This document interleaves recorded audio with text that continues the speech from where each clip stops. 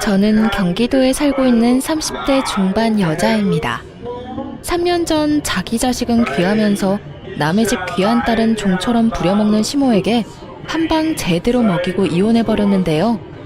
이혼을 해버리고 나니 이렇게 속 시원한 걸 그깟 이혼이 뭐라고 또 사랑이 뭐라고 그렇게 아닌 걸 참고 살았나 모르겠네요.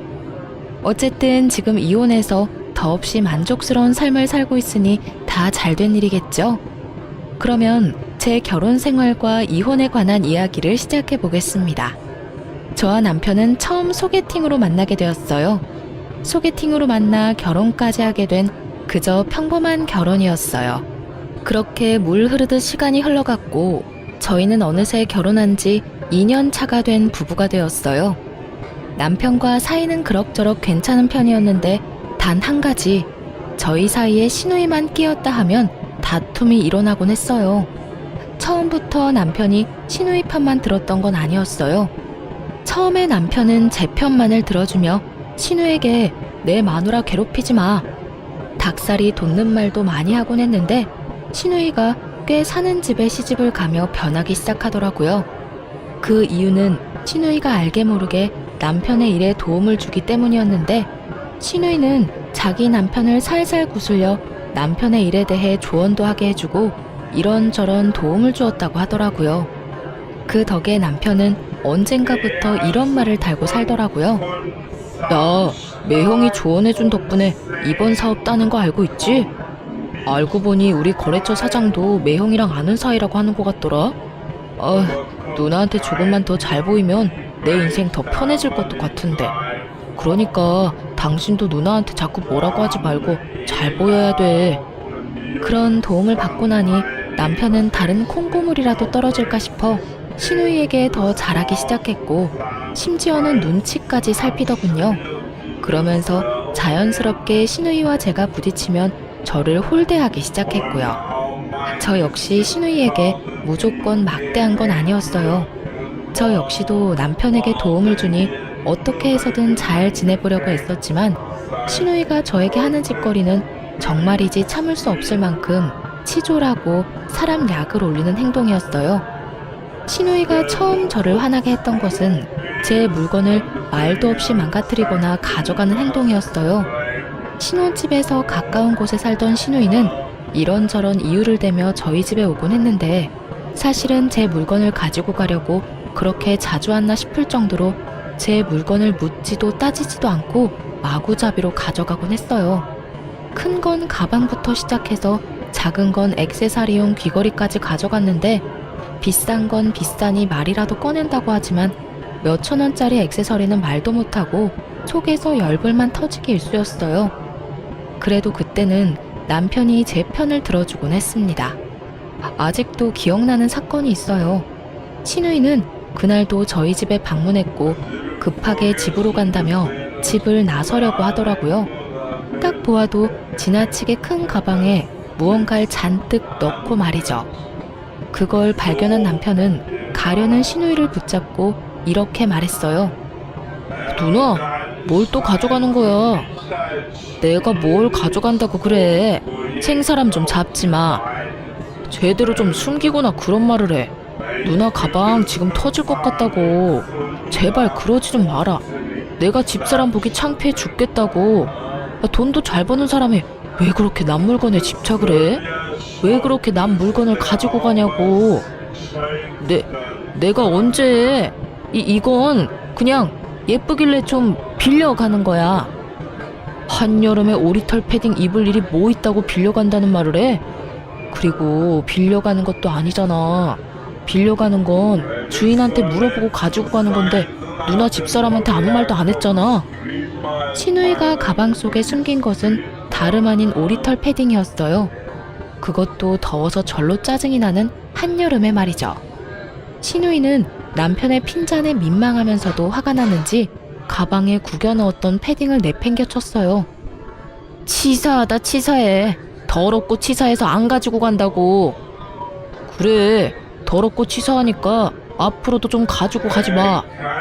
이렇게 제 편을 들어주던 남편이 참 든든했는데 어느새 남편은 제 편은커녕 형님 대변인 노릇만 하는 사람이 되었더군요. 그날도 형님이 다녀갔고 전 이런저런 집안일을 하느라 형님에게 잠시 시선을 뗀 사이 또 제 물건을 가지고 갔더라고요. 이번엔 립스틱이었는데 친구가 선물로 주며 립스틱에 각인까지 새겨줬던 터라 유난히 애정을 가지고 쓰던 것이었죠. 아 진짜 형님 또 가지고 갔어. 또 내 립스틱 가지고 갔다고. 그딴 립스틱 얼마나 한다고 이 난리야.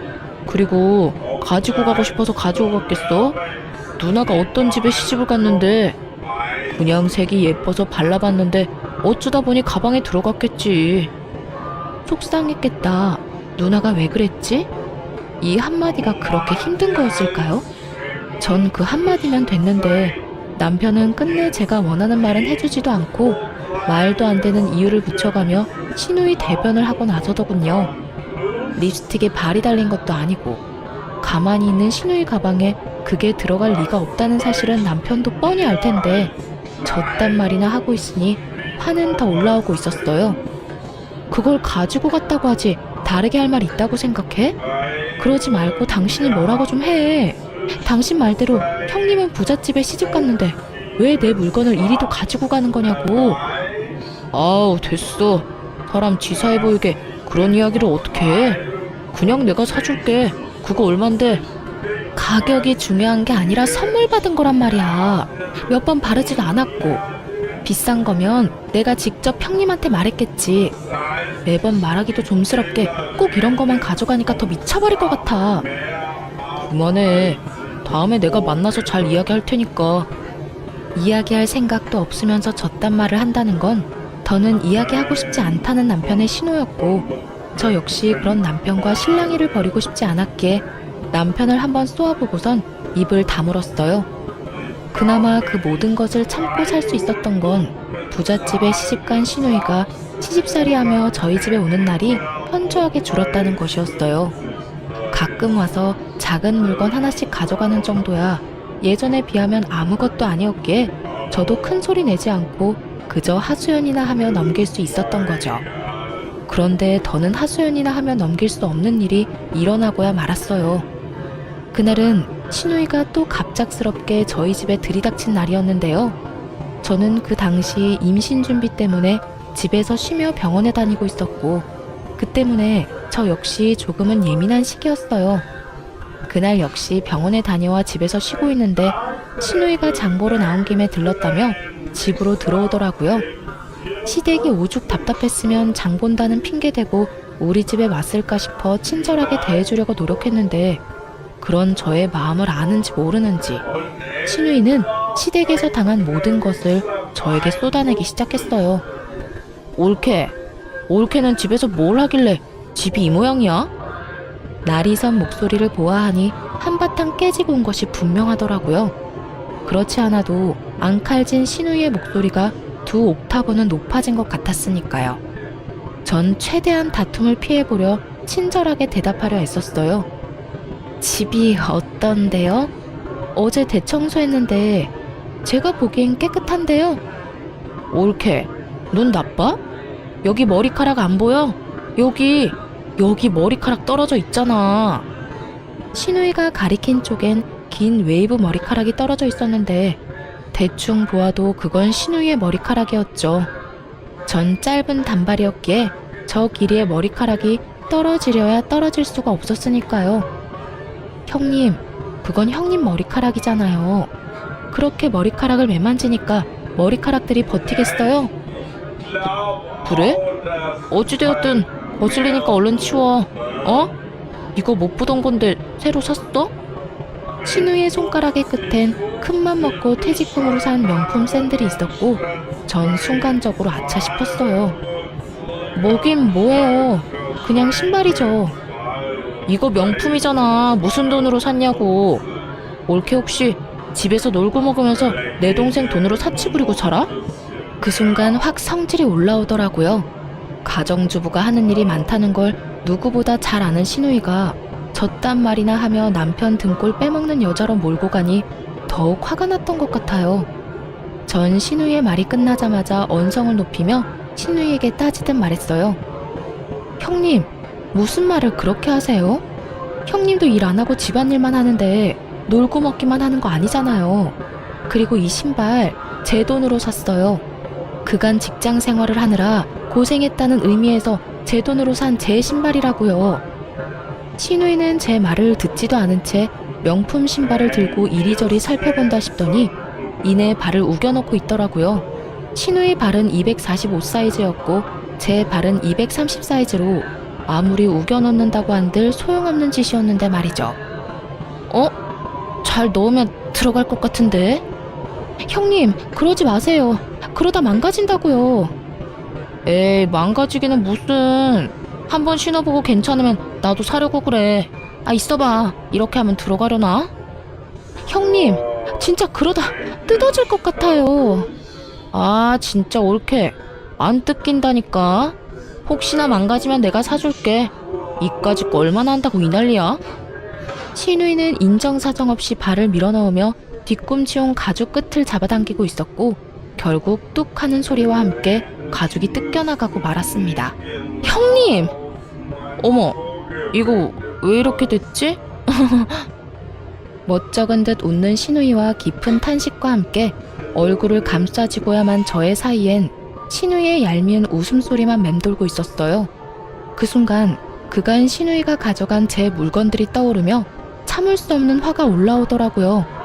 하물며 저도 아끼느라 몇 번 신지도 않은 신발을 제가 그렇게 말렸음에도 불구하고 우겨넣다 제 눈앞에서 다 뜯어버렸으니 화가 나고도 남을 상황이었죠.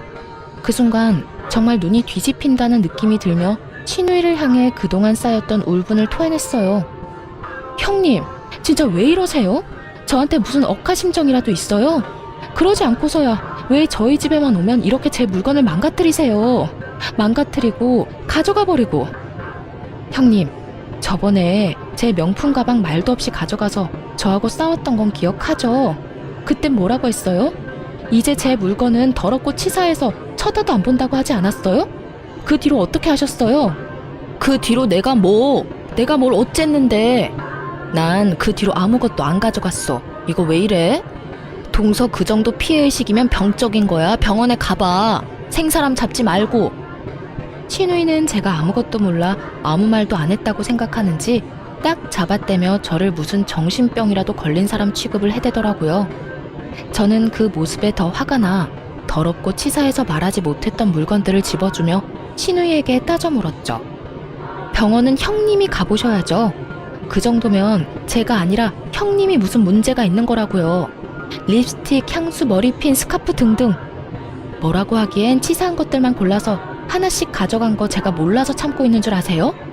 말 그대로 그런 걸로 입대기 더럽고 치사해서 안 한 거예요. 그런데 오늘은 이게 뭐예요? 제가 하지 말라고 분명 말했잖아요. 아니, 옳게. 진짜 말 너무 심하게 한다. 내가 무슨 도둑년이야? 내가 또 언제 내 동생 집에만 오면 동서 물건을 가지고 갔다고 그래. 그러면 아니에요? 올 때마다 꼭 하나씩은 가져가시잖아요. 아니거든. 몇 번 안 가지고 갈 때도 있었거든. 언제요? 있긴 있었죠. 저나 남편한테 딱 걸려서 안 가지고 간 게 아니라 못 가져간 적은 여러 번 있긴 하죠. 옳게. 진짜 그런 식으로 말할 거야? 알겠어. 내가 더럽고 치사해서 옳게 물건은 쳐다도 안 볼 거야. 진짜야. 이까짓 것들 얼마나 한다고 이 난리를 부리는지 모르겠네. 그냥 선물 줬다고 생각하면 서로 편하잖아. 선물도 제 마음에서 우러나야 줄 수 있는 거예요. 형님 같으면 형님한테 선물 주고 싶겠어요? 그리고 매번 이까짓 거 그러는데 다른 건 다 됐고 얼마 되지도 않는 이까짓 신발 가격 문자로 보낼 테니까 오늘 내로 입금해 주세요. 조금 전까지만 해도 당장 돈을 붙일 것처럼 굴던 신우이는 막상 제가 정말 돈을 요구하자 눈을 동그랗게 뜨고 저를 보며 이렇게 말하더라고요. 뭐? 지금 나한테 가족끼리 신발값을 받겠다는 거야? 네, 형님이 이까지 신발 망가지면 사준다고 하셨잖아요. 사주는 거 대신 돈으로 주세요. 형님이 짝퉁을 사줄지 중고를 사줄지 제가 어떻게 알고 신발로 받겠어요? 그러니까 돈으로 입금해 주시고 오늘은 이만 가주세요. 지금 당장 가달라고요. 저는 신우이를 밀어내며 닥달했고 신우이는 그런 제 행동이 어이가 없다는 듯 들고 있던 신발을 제 얼굴에 던져버리고 집을 나가버리더라고요. 그 순간 정말 생각 같아선 신발로 뒤통수를 날려버리고 싶은 걸 얼마나 참았나 모릅니다. 그래서 신우이가 돈을 보내줬냐고요? 아니요. 신우이는 끝끝내 돈을 붙여주지 않았고 그 후론 연락도 저희 집에 발걸음도 하지 않았어요. 고가의 신발값을 받지 못한 건 짜증도 나고 화도 나긴 했지만 빌어먹을 신우이를 안 보는 걸로 그 값을 대신한다고 생각하기로 했습니다. 그렇게 생각해야만 제 화를 다스릴 수 있을 것 같았거든요. 생각보다 신우이가 오지 않는다는 확신에서 주는 심적 안정과 평화로움은 더 달콤했습니다. 이런 컨디션이라면 그렇게 노력해도 안 되던 임신도 당장 될 것만 같은 기분마저 느껴졌어요. 그렇게 평화로운 시간이 지나고 있었는데 어느 날은 시모에게 시댁으로 오라는 연락이 왔더라고요. 이유를 물어도 대답을 해주지 않는 것이 미심쩍긴 했지만 오라는데 가지 않을 수도 없는 노릇이라 무거운 발걸음으로 시댁으로 가게 되었죠. 시댁에 들어서는 순간 저는 경악을 금치 못했어요. 시댁 거실 한가득 절인 배추가 보였고 그 한가운데에 선 시모는 저를 보자마자 일을 시켜 먹으려 들었으니까요. 왔니? 얼른 앞치마 하고 오거라. 오늘 김장 좀 해야 해. 네? 김장철도 아닌데 무슨 김장이에요. 아니, 이게 다 몇 포기예요?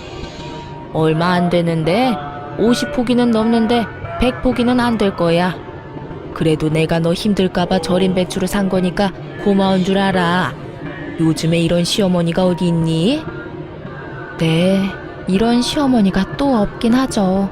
요즘 누가 김장철도 아닌 때에 식구도 없는 집에서 100포기씩 김장을 하나요? 심지어 저희 집 김치냉장고엔 김치가 가득한데 말이죠.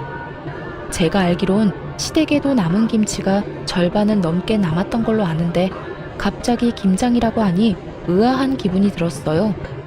그런데 어머님, 갑자기 웬 김장이에요?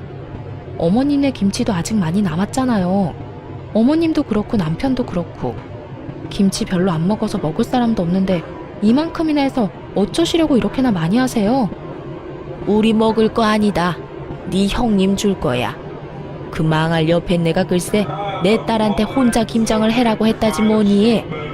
김장철도 아닌데 김치는 무슨 김치야. 그 옆에 내가 남의 집 귀한 딸을 부려먹어도 적당히 부려먹을 생각을 해야지. 아니, 내 딸이 뭘 잘못했다고 그렇게 괴롭히는지 모르겠다니까. 고이한 노인네가. 정말 헛웃음이 나오지 않나요? 저도 친정에선 오빠 3명의 딸 하나로 어렵게 얻은 귀한 고명딸인데 시모가 이런 사실을 잊고 있는 듯 하더라고요. 그러니 남의 집 귀한 딸인 저한테 심지어는 저희가 먹지도 않을 김장을 시키며 사돈을 저리 욕하는 걸 보아하니까요. 그래서 저 역시 귀한 고명딸임을 알려주기로 했어요. 그러게요. 사돈 어르신 너무했네요. 김장철도 아닌데.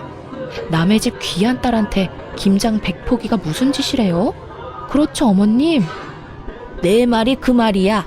오랜만에 네가 대화가 통하는구나. 이게 말이 되는 일이야? 하여튼 그 옆에 내 상식도 없고 아주 심보가 고약하다니까.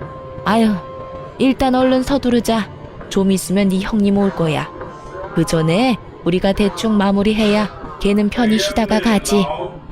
그런데 어머님, 저도 저희 집 귀한 딸이에요. 남자만 득실한 집에서 빌고 또 빌어 낳은 귀한 고명딸이라고요. 그런데 그 귀한 고명딸을 어머님께서 김장을 시키시네요? 그것도 형님네 김장을요. 어머님 생각엔 제가 이걸 해야 한다고 생각하세요? 제 말을 들은 시모는 당황하기는커녕 누구보다 태어난 목소리로 이렇게 말하더군요. 넌 내 며느리잖니?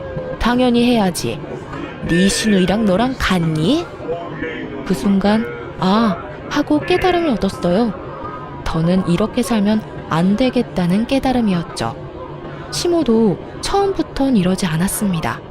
물론 조금은 시집살이는 있었지만 남들 다 겪고 사는 선을 지키는 적당한 시집살이였어요. 그런데 형님이 시집을 가며 시모도 점점 변하기 시작하더니 잘못한 것도 없는 저를 못 잡아먹어 안달인 사람이 되더라고요. 시집살이를 당하는 시누이를 보며 자신이 너무 착하게 저를 대했다고 생각했는지 신우이가 당하고 오는 날엔 신우이가 당한 그대로 저에게 해버리는 경우가 종종 있었어요. 그간에는 어떻게 해서든 참아보려고 했는데 더는 참을 수가 없는 지경이었죠. 어머님, 똥 묻은 개가 겨 묻은 개 나무란다는 말 아시죠? 그래, 알지. 그런데 그 말은 갑자기 왜? 지금 어머님한테 제가 하고 싶은 말이에요. 형님이 그리 아깝고 귀하다는 분이 왜 저는 그렇게 식모 부리듯이 부리세요? 사돈어른이 고약하다고요? 어머님도 지금 만만치 않아요. 뭐? 너 지금 뭐라고 했니? 나보고 고약하다고 했니? 어디 그딴 옆에 내하고 같은 취급을 해? 아, 제가 실수했네요. 어머님은 사돈어른보다 더 심해요. 진짜 기가 막혀서. 제가요, 내리사랑은 들어봤어도 내리김장은 듣도 보도 못했네요. 어떻게 형님 김장을 저한테 다 하라고 할 수가 있어요? 제가 무슨 혹은 줄 아세요? 제가 이 집 식모라도 되는 줄 아냐고요. 차라리 식모가 저보다는 낫겠네요. 식모는 월급이라도 받고 그동안 수고했다는 말이라도 듣는데 저는 오로지 욕만 먹으니까요. 어찌되었든 전 이 김장 절대로 못하니까 이 김치들 삶아 먹든 구워 먹든 형님이랑 둘이 함께 잘 해결해 보세요. 이년이 진짜 네가 시어미한테 못하는 말이 없어. 어디 시댁 무서운 줄 모르고 입에서 나오는 대로 뱉어내고 있는 게야. 그리고 네가 한다 만다 결정할 수 있는 문제라고 생각하는 거니? 너는 그냥 내가 시키면 그 입 뻥끗도 하지 말고 시키는 대로 다 하면 돼. 알겠어? 제가 어머님이 기르는 똥개라도 되는 줄 아시나 본데 동물도 어머님처럼 괴롭히면 확 물어버려요. 그건 아시죠? 그러니까 제가 마지막 예의 챙겨드릴 때 그만하세요. 전 더는 이런 취급 받고 살지 않을 거니까요. 뭐야? 너 지금 날 상대로 겁주고 있는 거냐? 감히 네가 시어머니인 나를? 아주 네 버르장머리가 하늘을 찌르는구나. 어디서 보고 배운 거 없이 이따위로 구는 거야? 시모는 그야말로 노발대발 화를 내고 있었고 저는 그러거나 말거나 집에 갈 채비를 하고 있었어요. 그 순간 시댁으로 시누이가 들어왔고 화를 내는 시모를 본다 싶더니 저에게 상황을 물어오더군요. 올케, 이게 무슨 상황이야? 우리 엄마 왜 저렇게 화가 난 거야? 절인 김치를 보고도 몰라서 묻는 거예요? 형님네 김장은 제발 형님 혼자 알아서 좀 하세요. 나이가 몇 살인데 무슨 일만 있으면 쪼르르 친정에 와서 징징거리는 거예요. 아니, 징징거리고 끝나는 문제면 몰라. 왜 애먼 사람까지 스트레스 받게 만드냐고요. 어쨌든 나는 이 김장 절대 못하니까 형님 혼자 알아서 잘하세요. 저는 바닥에 떨어져 있던 앞치마와 장갑을 시누이 손에 줘버렸고 시누이는 제가 준 장갑과 앞치마를 내려다보더니 이렇게 소리치더라고요. 아니, 내가 이걸 왜 해? 우리 엄마가 올케한테 하라고 시켰다며. 그러면 올케가 해야지. 애초에 이건 형님 시어머님이 형님한테 시킨 거라고요. 이 말이 무슨 말인지 모르겠어요? 이 일은 애초에 내 일이 아니라 형님 일이란 뜻이라고요. 자기의 일은 스스로 하자. 몰라요? 몰랐으면 이참에 좀 아세요. 요즘 5살짜리도 자기 일은 자기가 알아서 한다고요. 너 지금 말 다 했어? 내가 5살짜리 애보다 못하단 이 뜻이니? 아, 다 됐고 내가 다 못 들은 말로 해줄 테니 얼른 일이나 해. 지금 이러고 있을 시간 없단 말이야. 얼른 하라고. 이럴 시간이 없으면 혼자 다 하시면 되겠네요. 전 그냥 집에 갈 테니까. 제가 무슨 호구인 줄 아나 본데 저 호구 아니거든요. 그러니까 이 김장 혼자 알아서 하라고요. 난 못한다고 몇 번 말해? 네가 하라고. 네가 다 하고 가라고. 제 말에 약이 오를 대로 오른 시누이는 제 얼굴에 쥐고 있던 고무장갑과 앞치마를 던지며 끝까지 저에게 생떼를 부리더군요. 처음도 아니고 2번이나 시누이가 던진 물건에 얼굴을 맞아버리니 화가 치솟아오르며 이대로 가만히 있으면 안 되겠다는 생각을 했어요. 도저히 말로 해선 들어먹을 것 같지 않다고나 할까요? 그래서 전 잘 절인 배추 한 포기를 시누이의 얼굴에 던져버렸습니다. 네, 그 막장 드라마의 한 장면처럼 말이죠. 야, 미친 게 지금 나한테 뭘 던지는 거야? 직접 맞아보고도 모르겠어? 왜? 한 포기 더 맞아볼래? 그러면 알겠어? 너 나한테 그따위 것 또 던지기만 해봐. 내가 가만히 안 있을 거야? 가만히 안 있으면 어쩔 건데. 그리고 너는 매번 나한테 이것저것 던져댔으면서 나는 왜 안 돼? 너 지금 나한테 너라고 했어? 감히 하늘 같은 형님한테 반말을 해? 하늘 같은 소리 한다. 정신 좀 차려라. 하는 짓거리는 땅보다도 못한 짓을 하면서 하늘 대접은 받고 싶어 하는 게 말이 된다고 생각해? 야, 너 하고 싶은 말도 없고 네 얼굴 보고 싶지도 않으니까 다신 나 부르지도 말고 연락도 하지 마. 그리고 이 김장도 네가 알아서 해. 알겠어? 야, 너 진짜 내가 가만 있을 줄 알아? 내가 너 내 동생이랑 이혼시킬 거야. 어떻게 해서든 내 동생이랑 이혼시키고 말 거라고. 그때 가서 후회하지 마. 그때 가서 울고불고 매달려도 소용없다 이거야. 저는 끝까지 정신을 못 차리는 신우이에게 한마디 해주고 시댁을 나와버렸습니다. 나라고 가만히 있을 줄 알아? 너 한 번만 더 이딴 짓 시키면 내가 네 시댁에 찾아가서 그 잘난 사돈어른한테 네가 어떤 인간인지 다 말해줄 거야. 알겠어? 그때 가서 너나 후회하지 마. 나는 네가 내 앞에서 무릎 꿇고 울고불고 빌어도 눈도 하나 깜짝 안 할 거니까. 전 그대로 뒤를 돌아 집으로 돌아왔고 샤워를 한 후 소파에 앉아 화를 식히고 있었어요. 찬물로 샤워를 했는데도 얼마나 화가 났는지 열기가 식지 않더라고요. 가만히 앉아 아무리 생각해도 남편 놈은 시댁 편이나 들 것이 뻔했고 이제는 결정을 내려야 한다는 생각이 들었죠. 시댁 문제만 아니면 남편과 싸울 일도 없을 뿐더러 오히려 사이가 좋았던 편이라 이혼을 생각한 적은 있었지만 그건 다들 한 번씩은 하는 홧김에 잠시 해보는 생각일 뿐이었어요. 하지만 그런 일까지 겪고 나니 더는 이렇게 살고 싶지도 않았고 이 괴롭힘이 줄어들기는커녕 점점 심해질 것이 분명하니 이혼을 처음으로 진지하게 고민하고 또 생각하게 되었죠. 만약 남편이 이 순간의 행동을 똑바로 해준다면 시댁의 발길을 끊고 신우이와 연을 끊는 것으로 마무리하겠지만 그렇지 않다면 이혼해야 한다는 쪽으로 마음이 기울고 있었어요. 그런 생각들을 하며 저는 남편을 기다렸고 8시가 넘어도 온다 간다 소식이 없던 남편은 10시가 넘은 시간에 집으로 돌아오더군요. 그런데 남편은 혼자가 아니었어요. 잔뜩 굳은 표정을 한 남편의 뒤로 짐을 가득 들고 들어오는 신우이가 따라 들어오더라고요. 저는 또 이건 무슨 상황인가 싶더라고요. 맨몸으로 신우이가 왔다면 따지러 왔다고 생각할 수도 있겠지만 짐을 들고 들어오니 불안하면서도 의아했어요. 뭐야? 형님은 우리 집으로 들어와? 몰라서 물어. 오늘 당신이 누나네 김장 안 해줬다며. 누나랑 엄마 둘이서 그 많은 김장을 어떻게 해? 누나는 김장해 본 적도 없고 엄마는 나이가 있는데 그래서 집에서 쫓겨났어. 그 할망구 진짜 너무하는 거 아니야? 아무리 그렇다고 해도 어떻게 사람을 쫓아낼 수 있어? 그래서 우리 집에 데리고 온 거라고?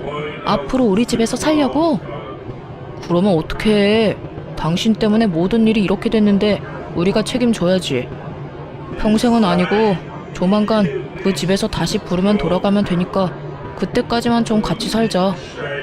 내가 진짜 마지막 기회 준다고 생각하고 묻는 건데 이 모든 게 나 때문이라고 생각하는 거야? 그러면 누구 때문인데? 다 당신 때문이잖아. 그까지 김장 좀 해주면 되지. 왜 안 해줘서 이런 상황을 만들어? 그리고 당신 우리 누나 절인 김치로 따대기까지 날렸다며?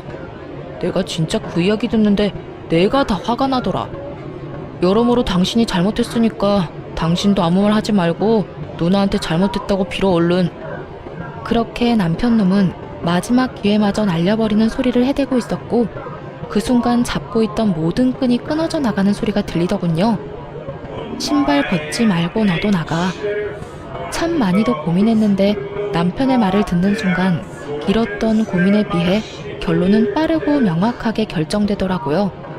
그래서 신발도 벗지 않은 두 사람에게 나가라고 소리쳐버렸고 남편과 신우이는 놀란 토끼 눈으로 저를 바라보더군요. 단연 놀란 것은 남편이었는데 아무리 싸워도 이런 말은 한 번도 하지 않았던 저였기에 순간 잘못 들었나 하는 눈빛을 보내며 다시 물어오더군요. 어? 뭐라고? 너도 나가라고. 설마 쫓겨날 수도 있다는 걸 단 한 번도 생각해 본 적 없다는 억울한 눈빛이길래 다시 한번 분명히 말해줬어요. 사돈이 너무한 게 아니라 네가 너무하네. 뭐? 그 김장을 내가 다 해줬어야 한다고? 네 누나 김장 100포기 시키는 사돈어른하고 나한테 우리가 먹지도 않을 김장 100포기 시키는 당신 엄마 중에 누가 더 너무한 것 같니? 100번 1000번을 생각해도 당신 엄마 아니야?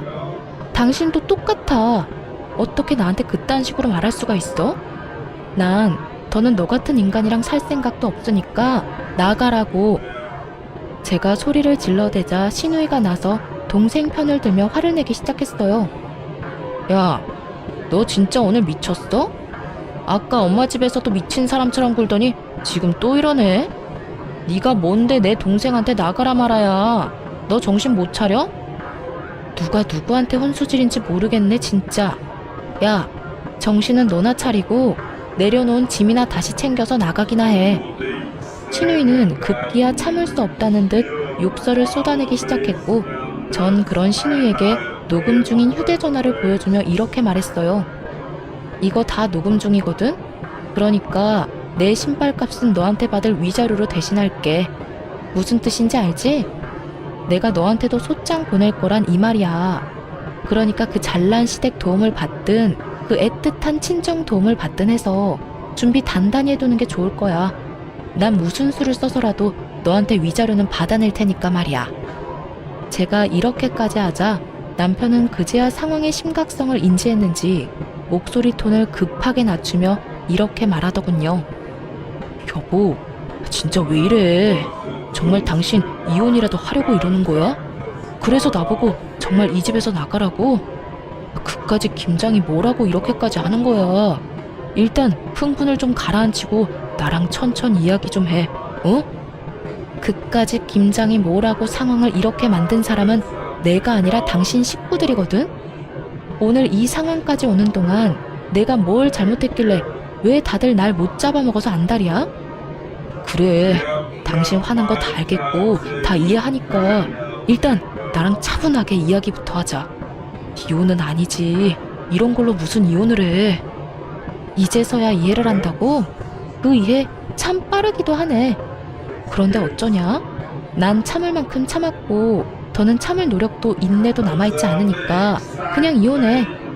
이런 일로 이혼이 될지 안 될지는 법원에서 가려줄 테니까 그냥 이혼하자고. 그리고 이 집에서 당장 나가. 저는 남편과 신우이를 밀어냈고 신우이는 끝까지 못 나간다며 되려 저에게 나가라며 고함을 고래고래 질러대더군요. 야, 밀지 마. 밀지 말라고. 그리고 나가려면 네가 나가야지 왜 우리가 나가? 여기 내 동생 집이거든? 난 절대 못 나가니까 네가 나가. 야, 땡전 한 푼 없는 네가 시집은 어떻게 갔을 것 같은데? 아, 우리 시댁에 돈 없는 거 너도 뻔히 알지 않아? 네 시집 자금 우리 집에서 나온 거야. 아니, 정확히는 네 동생 돈이겠네. 네 동생이 네 시집 자금 대준 대신 이 집 명의 내 명의로 해줬다 이거야. 어차피 이 집 마련할 때 내 돈이 더 많이 들어가서 나한테 지분이 더 많긴 했지만 이젠 온전히 내 집이란 이 말이지. 그러니까 당장 꺼져. 네, 그래요. 신우이는 시집 갈 때 모은 돈이 별로 없었고 시댁에서도 도와줄 형편이 되지 않았어요. 어떻게 해야 할지 고민이 많던 시기에 남편이 신우이의 시집 자금을 주게 된 것이었죠. 거기엔 제 돈도 적잖게 들어가 있던 터라 신우이에게 자금을 주는 대신 집 명의를 제 앞으로 돌려주었던 것이었어요. 이게 정말 사실이야? 너 집 명의 쟤한테 넘겨줬어? 너 미쳤어? 집을 넘겨주면 어떻게 해? 이제 우리 어디 가서 살려고? 그러면 어떻게 하냐? 누나가 그때 돈 내놓으라고 난리 부렸잖아. 나한테 그런 큰 돈이 있을 리도 없고 있다고 한들 집사람이랑 같이 모은 돈뿐인데 누나 시집은 보내야 하니까 그랬지. 나라고 뭐 집까지 넘기고 싶어서 넘긴 줄 알아? 아, 그러게 내가 집사람 좀 적당히 괴롭히라고 했잖아. 그러다 나 이혼당하면 큰일 난다고. 집까지 넘긴 줄은 몰랐지. 그런 사실은 빨리 말했어야지. 나는 누나 속상할까봐 그랬지. 그리고 누나가 부잣집 시집갔으니까 언젠가는 다 돌려줄 거라고 생각하기도 했고, 누가 이렇게 될 줄 알았나? 이제 어떻게 해? 우리 진짜 어떻게 하냐고. 그제야 모든 사실을 알게 된 신우이는 망연자실한 얼굴로 중얼거리고 있었고, 전 그런 두 사람을 있는 힘껏 밀어 집에서 내쫓아 버렸어요. 쫓기는 그 순간에 신우이는 이대로 쫓겨났다간 정말 큰일이다 싶었는지 제 다리를 붙들고 울고불고 하며 매달리더라고요. 옳게, 이대로 사람을 내쫓으면 어떻게 해? 이 야밤에 어딜 가라고. 우리 정말 갈 데가 없어. 이런 꼴로 친정에 갈 수도 없는 노릇이고 정말 갈 데가 없다고. 그러니까 일단 들여보내줘. 들어가서 내가 잘못을 빌든 다신 옳게 괴롭히지 않겠다는 각서를 쓰든 뭐든 할 테니까 일단 집에만 들어가게 해줘. 이제 와서 이래도 아무 소용 없거든. 난 무조건 이혼할 거고, 이혼할 마당에 너희 오갈 데 없는 것까지 걱정해주게 생겼어? 넌 아직도 내가 호구로 보이니? 내가 언제 올케를 호구로 봤다고 그래. 내가 정말로 올케한테 했던 모든 행동이 미안해서 그래. 너무 미안해서 정식으로 사과라도 하고 싶어서. 그러니까 일단 들어가서 이야기하자. 그래? 그러면 그 진심은 눈꼽만큼도 없는 사과 받은 걸로 칠 테니까 이만하시고 좀 꺼져주세요, 형님. 전 신우이를 뿌리치고 문을 닫아버리곤 도어락 건전지를 빼버렸죠. 밖에선 문을 두드리며 이야기 좀 하자고 난리가 났지만 전 그런 두 사람에게 조용하지 않으면 경찰에 신고해버리겠다고 엄포를 놔버렸어요. 그 후 두 사람은 시댁으로 가버렸고 그렇게 이혼을 진행하게 되었습니다. 전 이혼 준비와 함께 시모와 신우이에게도 소장을 보내버렸어요. 신우이에겐 대화 녹음 파일과 저에게 보내왔던 욕설 가득한 문자가 있었고, 시모에겐 그간 저에게 보냈던 문자들이 가득했어요. 전 위자료를 다 받아내고 이혼을 할 수 있었고, 이혼을 하는 그날까지도 전 남편은 저에게 끝까지 매달리더군요. 여보, 정말 이대로 이혼할 거야? 우리가 이혼할 이유가 없잖아. 우리 누나 아니면 싸울 일도 없었고 사이도 좋았잖아. 그런 우리가 왜 이혼해야 해? 그러니까 이혼하는 거야. 당신은 아무것도 모르니까. 당신 누나 아니면 싸울 일이 없으니까 나도 그래서 참고 살았어. 그런데 당신 누나 아니면 싸울 일이 없다는 건 당신이 당신 누나 하나 막아주지 못하고 있다는 것도 되더라. 당신은 뭐 했니? 내가 당신 누나한테 당하고 괴롭힘 당할 때 당신은 뭐 했냐고. 처음 우리 신혼 때 내 편 들어준 거? 그래봤자 몇 개월이나 된다고. 그 뒤로 당신 그냥 방관자일 뿐이었어. 난 혼자 다 참았고 결국 나 혼자 다 해결하고 당신하고 이혼하는 거라고. 그러니까 더는 이러지 마. 여보, 내가 다 잘못했어. 그러니까 다시 한 번만 생각해주면 안 될까? 내가 진짜 잘할게. 내가 이제 당신 지켜줄게. 웃기지 마. 내가 당신을 몰라? 지금은 잘못했다고 빌겠지. 그러다 내 화 풀리면 당신은 당신 누나 우리 집으로 데리고 오고도 남을 사람이야. 지금도 당신 오갈 데 없이 부모님 집에 다시 들어가게 생기니까 나한테 이렇게 매달리는 거 모를 줄 알아? 그것뿐이야? 당신 전 재산 누나한테 다 줘버렸는데 그거마저도 다 물거품 되게 생겼으니까 나한테 이러는 거 아니야. 나 바보 아니야. 나 더는 참고 살진 않을 거라고. 그런 거 아니야. 나 절대로 우리 누나 집으로 데려오지 않을 거고 당신이 시키는 건 뭐든지 할 거야. 당신이 싫다는 건 절대로 안 하고 말이야. 그러니까 다시 한 번만 나한테 기회를 줘. 이렇게 헤어지는 건 정말 아니잖아. 전 남편은 끝까지 그런 게 아니라며 매달렸지만 전 그런 전 남편을 뿌리치고 돌아왔습니다. 그 후 위자료 문제 때문에 전 남편과 연락할 일이 있어 차단을 하고 있지 않았는데 전 남편에게 전화가 오더군요. 술에 잔뜩 취한 목소리였는데 결국 전 시누이가 이혼까지 하게 됐다며 저에게 따져묻기 시작했어요. 야, 너 때문에 우리 누나 결국 이혼했다. 네가 그 빌어먹을 김장 안 해줘서 이혼했다고. 김장 안 했다고 당할 이혼이면 차라리 잘한 이혼이라고 생각하고 살라 그래. 고작 김장 때문에 이혼당했겠어? 네 누나가 그 집에 속인 게 한두 가지가 아닐 텐데. 그래, 너 잘났다. 네 말대로 우리 누나 대학은 졸업도 못한 데다 나이트나 다니다 결혼한 거 다 들켜서 결혼했다. 그런데 그거 다 들킨 것도 너 때문이야. 네가 누나 시댁으로 소장 보내는 바람에 이사달이 난 거잖아. 전신우이는 그 잘난 집에 시집을 갈 때 대학 졸업은 물론이고 회사 생활을 하며 신부 수업을 열심히 받고 있다고 속였는데 실상은 그렇지 않았죠. 졸업은커녕 꼴랑 한 학기만 겨우 다니고 말도 없이 휴학을 해버렸고 그 후론 나이트란 나이트는 다 휩쓸고 다니며 나이트에서 신부 수업을 하다 시집을 간 것이었어요. 한동안은 잘 숨기고 살았는데 제가 이혼을 하며 소장을 보내버렸고 그 소장을 본 시댁에서 무언가 석연치 않다고 생각했는지 뒤늦게 전신우의 뒷조사를 하게 된 것이었습니다.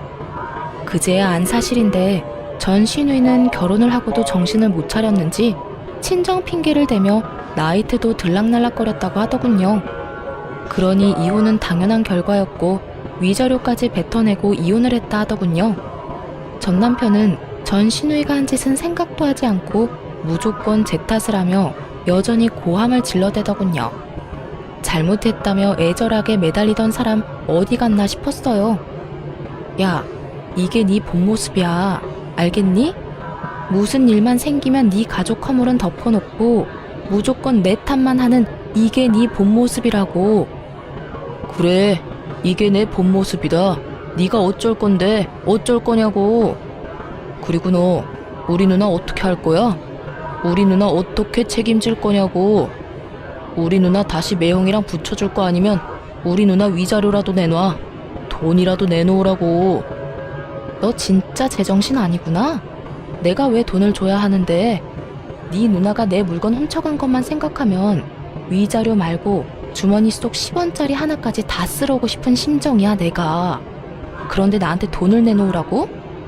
나한테 헛소리 좀 하지 말고 술에 취했으면 잠이나 자고 정신이 아프면 병원이나 가. 요즘 정신병원 다니는 거 부끄러운 일도 아니니까. 야, 너 지금 나한테 정신병원 가라고 했냐? 너 지금 나 미친 사람 취급한 거냐고. 지금 꼴이 딱 미친 사람 꼴이잖아. 다 당신 생각해서 하는 말이니까 병원은 꼭 가봐. 상태가 심각해 보인다. 그리고 다신 나한테 연락하지 마. 끊을게. 전화를 끊어버린 저는 바로 전 남편을 차단해버렸고 위자료에 관련된 모든 사항은 변호사께 위임하며 잘 마무리하게 되었습니다.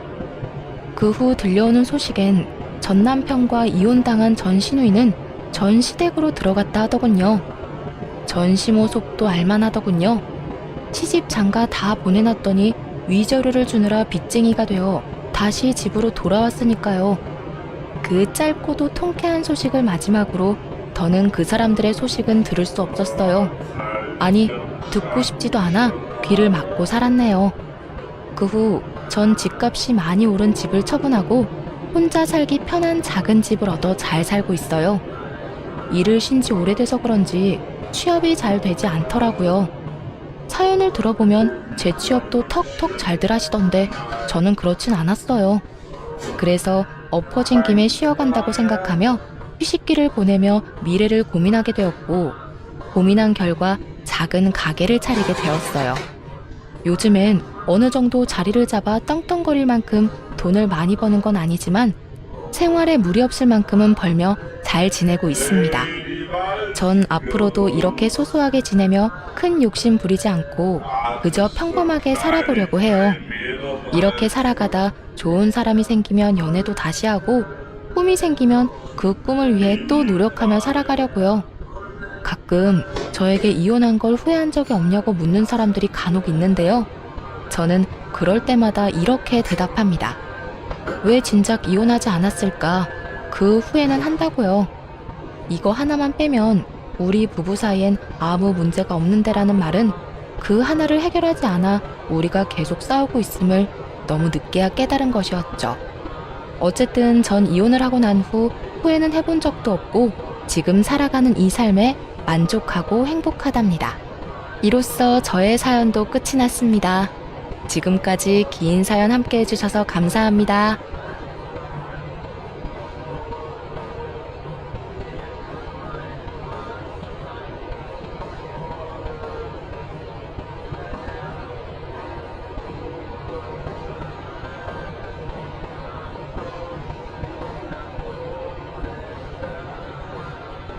안녕하세요.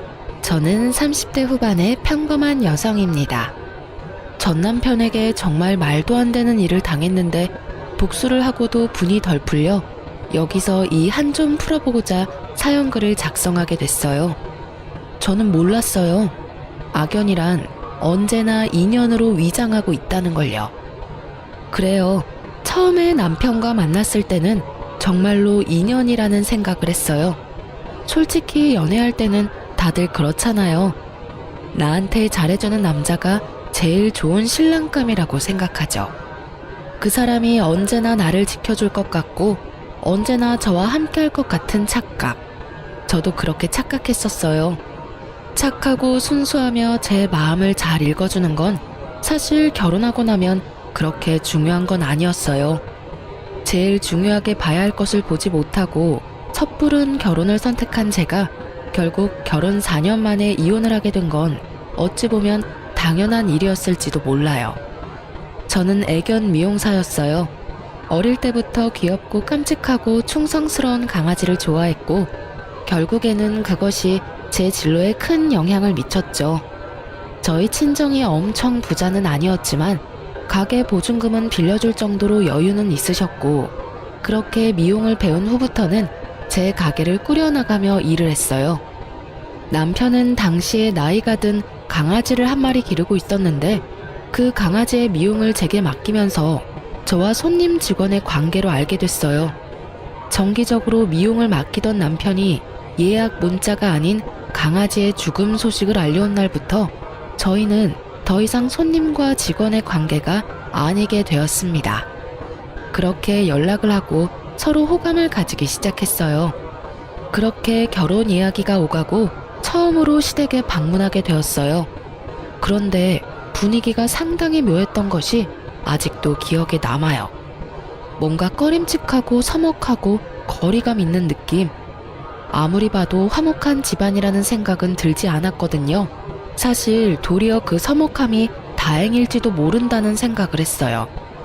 남편이 서먹할 정도면 결혼 후에도 시댁과 딱히 가깝게 지내거나 엄청 신경 써야 할 정도는 아니겠지. 난 그 정도 선만 유지하면 되겠지 하는 생각만 그때 했어요. 멍청하게도. 가족이 화목하지 못한 것에는 분명 이유가 있음에도 말이죠. 어쨌든 함께 인사를 갔는데도 부모님은 떨떠름한 느낌이었습니다. 시부모는 시골에서 밭일을 하는 사람이었는데 가진 거라고는 시골집 한 채뿐인 분들이셨어요. 밭도 다른 사람에게 빌려서 농사 짓고 있었고요. 정말 후다닥 인사만 하고 올라와야 했을 정도로 시부모님은 저희와 대화조차도 제대로 나누려 하지 않으셨어요. 그 이유는 결혼식이 끝나갈 때쯤 알게 되었습니다. 저는 남편과 연애하는 1년 동안 남편이 외동아들이라고 생각했어요. 그런데 위로 형님이 하나 있었더군요. 더 웃긴 건 남편에게 형이 있다는 이야기를 결혼식에 온 남편 친척의 입으로 듣게 됐다는 거예요. 아유, 결혼 결정하기 힘들었을 텐데. 그래도 이 집 둘째 아들은 야무지니까 괜찮을 거야. 사람만 보고 결혼하면 나쁘지도 않지. 덕담이라고 전해줬다고 하기엔 너무도 꺼림칙한 말에 제가 모르는 첫째 아들 이야기까지.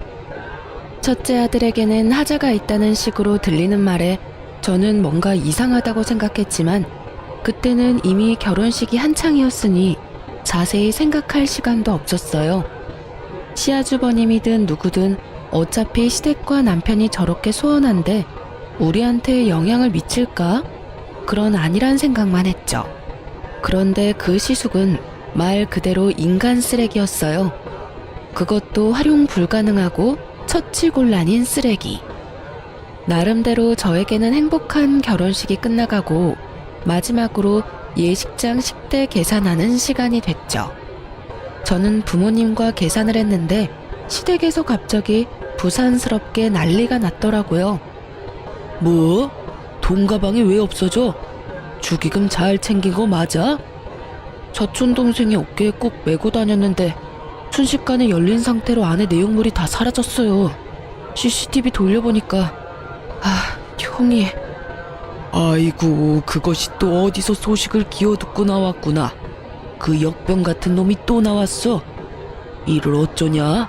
그 돈이 없으면 지금 당장은 식대 낼 돈도 없어.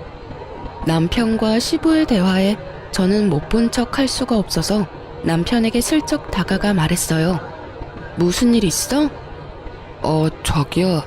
저기, 미안한데 우리 식대 좀 대신 내줄 수 없을까? 아버지가 본가에 모아놓은 돈이 조금 있으신데 나중에 시댁 갔다 와서 돌려줄게. 그 친척 중에 한 명이 다 가져간 것 같아. 미안하다며 이마를 연신 매만지던 남편의 모습에서 민망함과 곤란함이 묻어나왔기에 저는 일단 이 상황을 수습하기로 했어요. 게다가 시부가 식대를 돌려준다고 했으니 괜찮을 거라는 생각도 했거든요. 저는 친정아버지에게 부탁해 남은 축의금을 남편의 식대로 썼어요.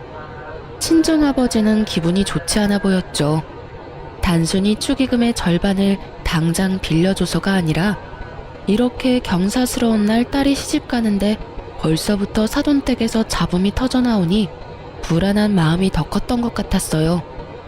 그렇게 결혼식이 끝나고 저희는 공항으로 갔습니다. 식 끝나고 몇 시간의 여유를 두긴 했지만 당일 신혼여행을 가기로 했거든요. 그런데 비행기 탑승을 기다리던 그때 남편에게 전화가 한 통 왔습니다. 여보세요? 네, 아버지. 네. 뭐라고요? 집에 도둑이 들었다고요? 저는 순간 뭔가 잘못되어 가는 걸 느꼈어요. 짜증과 곤란이 뒤섞인 표정으로 전화를 끄는 남편은 제 눈을 피하며 한숨만 내쉬고 있었습니다. 아버님 댁에 도둑 들었대? 그게 아버지가 집에 모아두신 쌈짓돈을 다 털렸나봐. 그래서 장인어른한테 드려야 할 돈을 아무래도 좀 늦게 갚아야 될 것 같은데. 그 이야기에 저도 많이 놀랐어요. 축의금을 도둑 맞은 것도 그렇고 본가까지 털린 걸 보니 뭔가 문제가 있다 싶었죠. 혹시 그 당신 형이라는 사람 말이야. 그렇게 이야기를 꺼내는데 남편 폰으로 문자가 하나 도착했어요. 남편이 그 문자를 읽더니 완전 빡친 얼굴로 폰을 바닥에 내동댕이 쳐버리는 거예요. 저는 너무 놀라 남편이 던진 폰을 줍기 위해 고개를 숙였는데 그때 남편이 보게 된 문자를 저도 보고 순간 멈칫했습니다. 야, 축의금 쏠쏠하더라. 역시 돈 장사는 결혼식이 최고지. 앞으로 몇 번 더 해줬으면 좋겠네. 참, 그리고 아버지한테 돈 잘 쓰겠다고 말씀드려. 그리고 발신인에는 형이라고 적혀 있었어요. 이 형이라는 사람이 이 모든 재앙의 주인공이라는 것을 알고 저는 너무 놀라 남편에게 물었어요. 이 사람이 다 가져간 거야? 이 형이라는 사람은 누군데? 설마 당신 진짜 형인 건 아니지? 진짜 형이야. 형이라는 사람이 동생 결혼식에서 이런 짓 해도 돼? 너무하잖아. 집안의 돈이란 돈은 다 쓸어갔네. 당신 근데 나한테 왜 형 있다는 이야기 숨겼어? 만나서 좋은 사람이면 이야기했겠지만 옛날에도 지금에도 여전히 집에 돈만 생기면 어떻게 냄새 맡고 와서 다 끌어가는 사람이거든. 어릴 때 살던 집도 몇 번이나 털렸고 아버지 통장에 있던 적금도 다 깨서 가져가고 논이며 밭이며 팔아먹은 것도 엄청나거든. 집에 경조사 있으면 와서 가져가는 것도 그렇고 이번에 우리 결혼 때도 형님한테 알리지 못하도록 힘썼는데 어떻게 알고 왔는지. 그래서 결국에는 우리 부모님도 저렇게 힘들게 살고 계시고 형 때문에 나랑 부모님 사이도 서먹해졌고 아버지는 대기업 다니는 나한테 불똥 튈까봐 본가에도 자주 못 오게 하실 정도였거든. 남편의 입에서 나오는 형에 대한 인상은 제 생각보다 더 충격적이었습니다. 아니 그런 걸 숨기면 어떡해. 게다가 이 문자는 또 뭐야? 이제 막 결혼하는 사람한테 결혼을 몇 번 더 하라고? 이게 제정신이야? 동생 축의금 몰래 가져가서 가족들 곤란하게 만든 것도 그래. 도대체 뭐 하는 사람이야?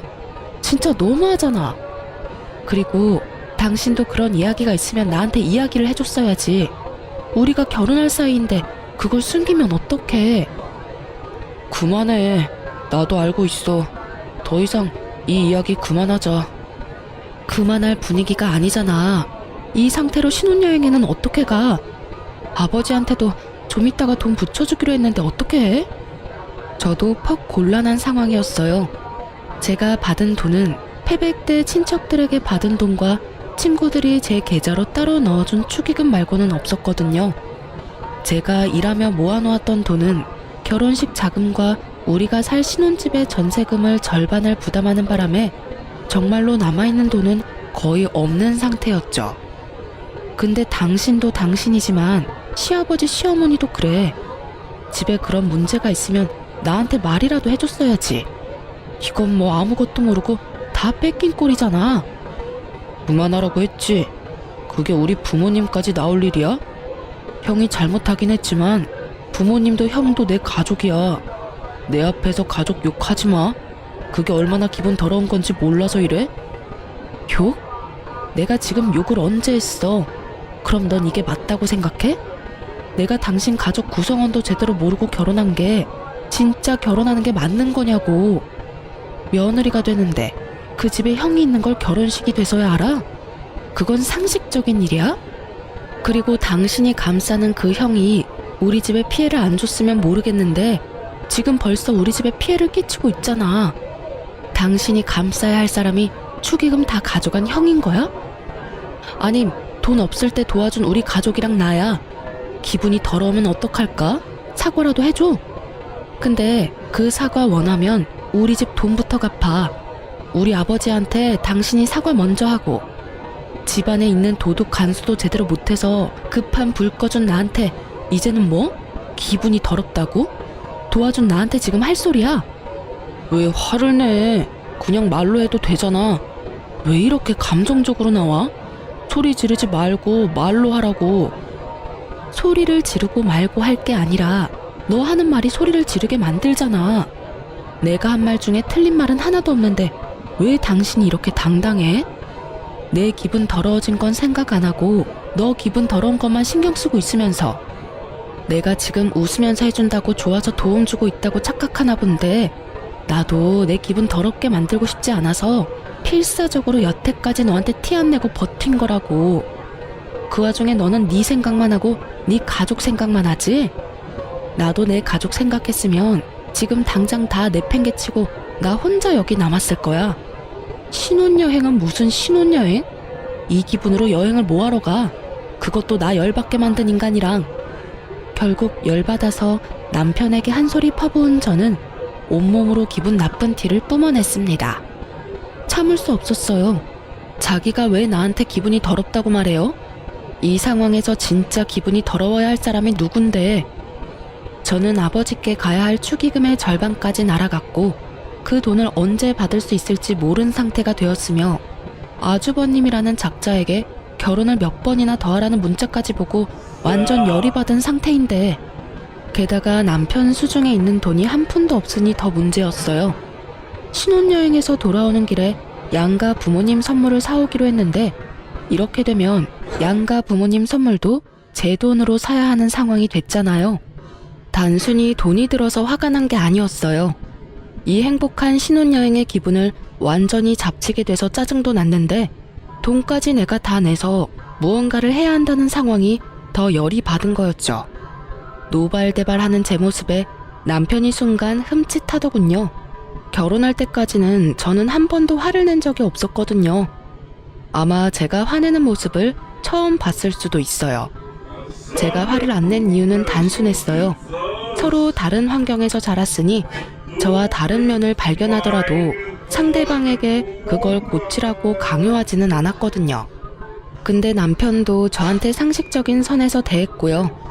그런데 이번은 그 상식에서 완전 벗어난 일이었잖아요.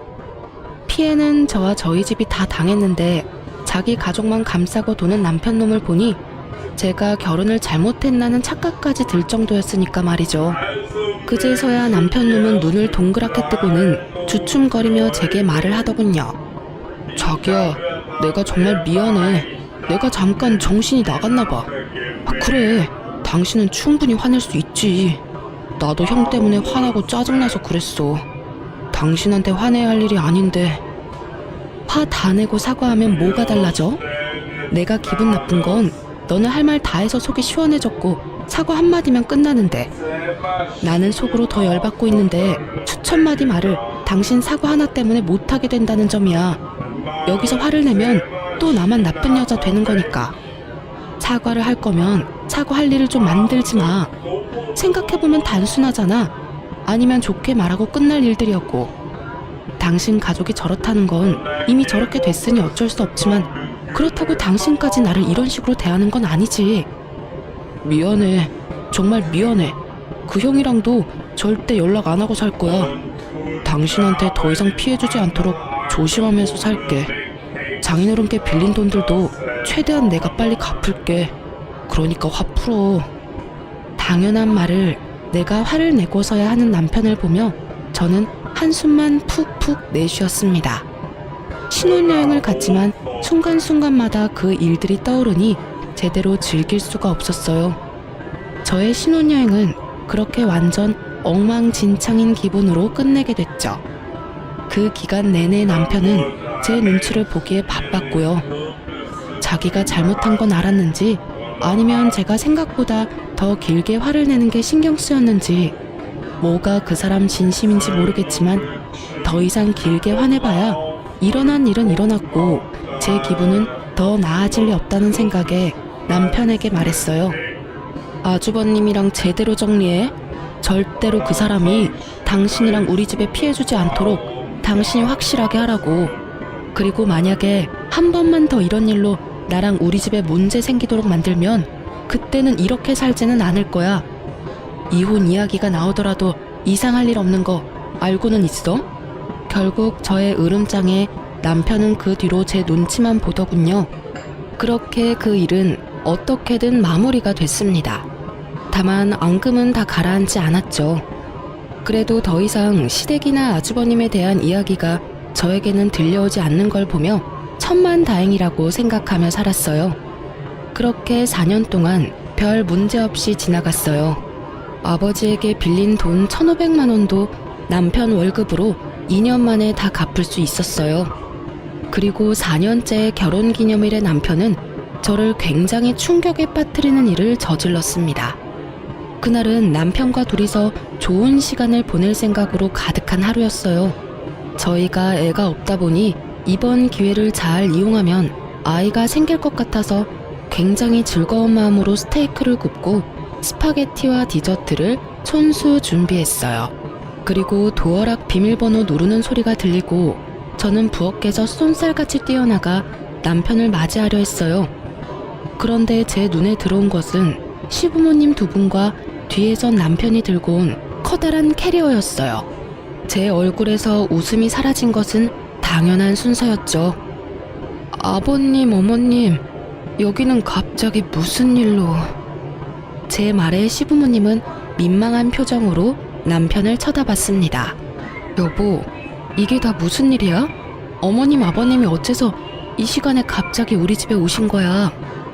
여보, 미안한데 당분간만 부모님 우리 집에서 지내면 안 될까? 왜? 무슨 일인데?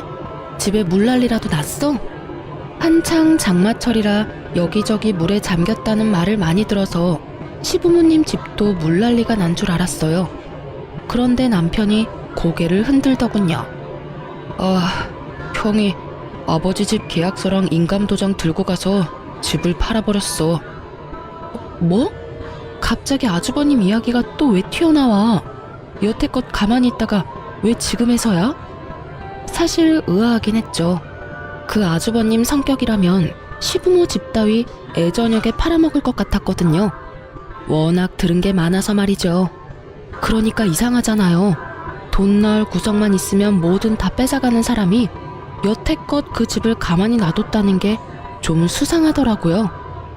여태까지 그 인감 도장이 어디 있는지 몰라서 못 팔았던 모양이더라고. 얼마 전에 오랜만에 부모님 얼굴 보러 왔다고 하면서 내려와서는 내내 그거 찾고 있었던 것 같아. 저는 너무 당황했습니다. 집에 큰일이 일어났으니 남편도 여기까지 시부모님을 데려왔겠죠. 그게 싫다는 건 아니었어요. 만약 저도 당장 제 부모님에게 문제가 생기면 우리 집부터 모셨을 거예요. 그런데 그러면 말이라도 해줘야 하는 거잖아요.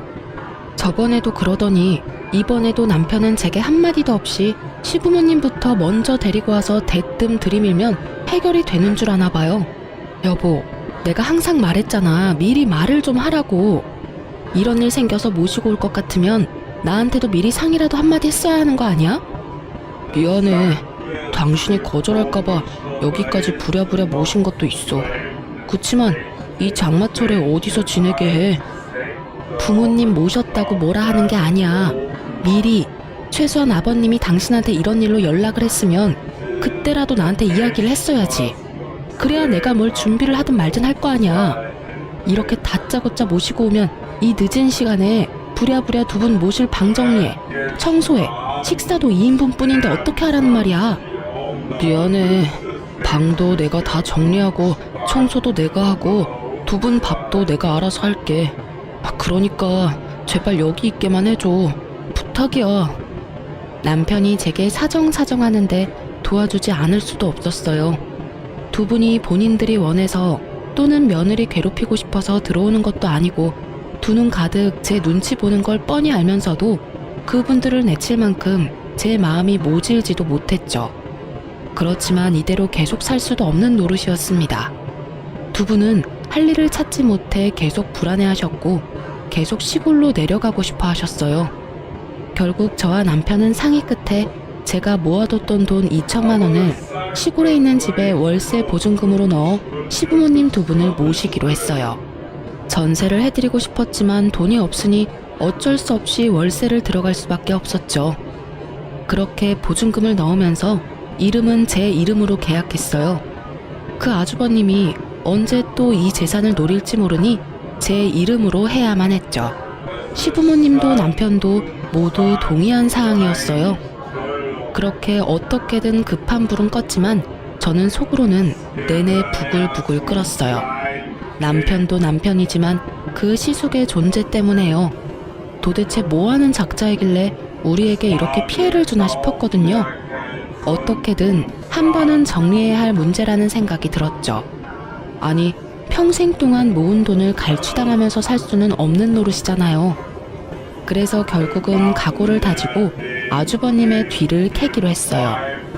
흥신소라는 게 보통은 불륜을 잡는 곳인데 저는 가족의 뒤를 캐려니 약간 기분이 이상했어요.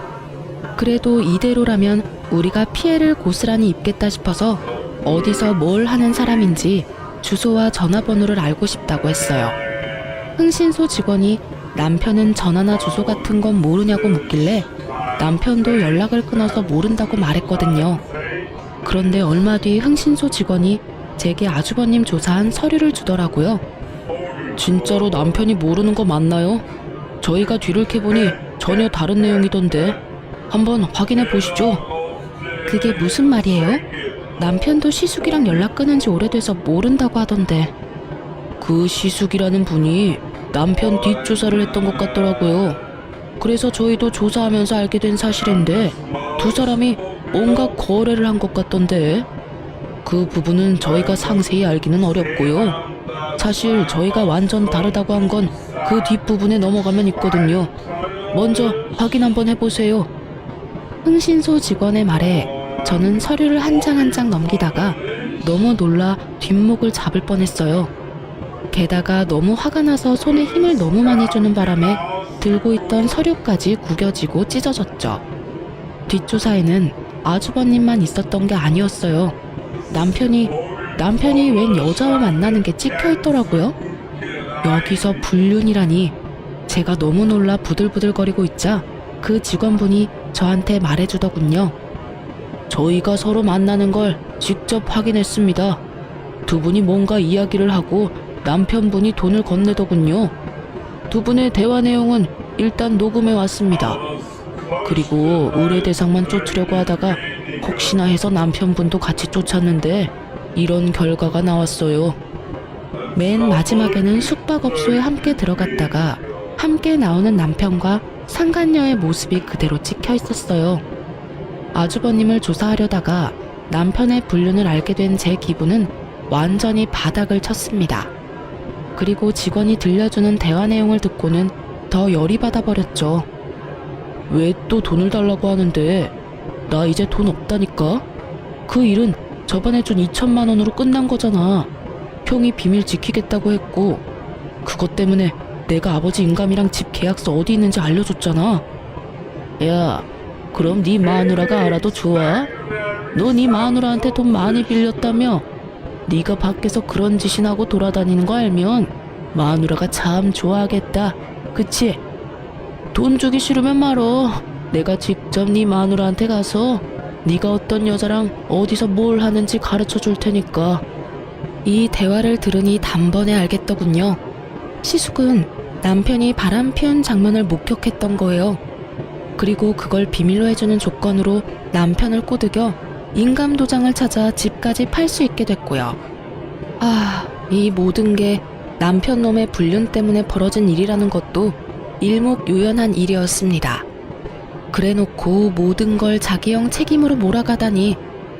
애초에 남편이 불륜을 저지르지 않았다면 그 형이 그걸 빌미로 시부 집을 팔 일도 없었을 테고 제가 보증금을 마련해야 할 일도 없었을 테죠. 저는 너무 열받아서 추가로 남편과 상간녀에 대해 조사를 부탁했습니다. 그리고 혹시라도 남편에게 숨겨진 재산이 있는지도 확인했어요. 저는 그날 저녁 늦게 집에 들어갔습니다. 남편과 마주치면 바로 욕이 튀어나올 것 같아서 남편에게 먼저 자라고 문자한 뒤에 12시가 다 돼서 집으로 들어갔어요. 그리고 잠자고 있는 남편의 휴대폰을 들고 와 본인 인증을 했는데 토지와 아파트가 있더라고요. 저와 사는 집 하나만 공동 명의로 뜰 줄 알았는데 논밭도 있었고 아파트도 한 채 더 있더군요. 그 땅들이 시골에 있던 시부모님 살던 지역이더라고요. 아무리 봐도 시부모님이 남편에게 시숙 몰래 넘겨주신 재산 같았어요. 그걸 보는데도 완전 어이가 없었어요. 돈이 있는데도 저한테 모든 걸 다 떠맡기고 돈을 내도록 만들었잖아요. 불륜만 해도 여기를 다 엎어버려도 모자랄 정도인데 재산까지 숨기고 제 돈과 친정 돈을 펑펑 쓰도록 만들었다니 저는 정말로 이 남자를 죽이고 싶은 마음이 머리 끝까지 들었습니다. 이건 절대로 이혼감이라는 생각이 들었죠. 그런데 참았어요. 왜냐고요? 불륜은 증거 싸움이고 어찌됐든 증거가 불충분하거나 불법적인 경로를 얻은 거면 저에게 오히려 더 불리하게 작용한다고 들었거든요. 인터넷에 떠도는 이용 글들에서 얻은 정보였어요. 그리고 저는 제가 불행해지는 건 싫어요. 나쁜 연놈들이 불행해지는 걸 보고 싶은 거지. 게다가 흥신소에서 수집한 증거들은 모조리 불법 증거가 될 수도 있어서 일단 제 손으로 띄어야 했죠. 다행히 여름 휴가철이라 여름 휴가 명목으로 가게 문을 일주일간 닫았어요. 그리고 그 일주일간 남편 뒤를 캤답니다. 아주 고구마 줄기처럼 줄줄이 엮여 올라오더군요. 숙박업소에 함께 들어가는 사진과 함께 나오는 사진, 그리고 두 사람이 팔짱 끼고 애정 표현하는 사진까지 모조리 제가 직접 쫓아다니며 살심을 숨기고 찍은 사진들이었습니다. 그리고 남편 자는 동안 남편 지문으로 폰 열어서 그 여자랑 나눈 증거 대화들 모두 사진 찍어놨어요. 그리고 마지막 증거는 저 혼자가 아닌 시부모님과 함께 하게 됐습니다. 바로 남편이 그 상간녀와 숙박업소에 들어갈 때 시부모님을 불렀어요.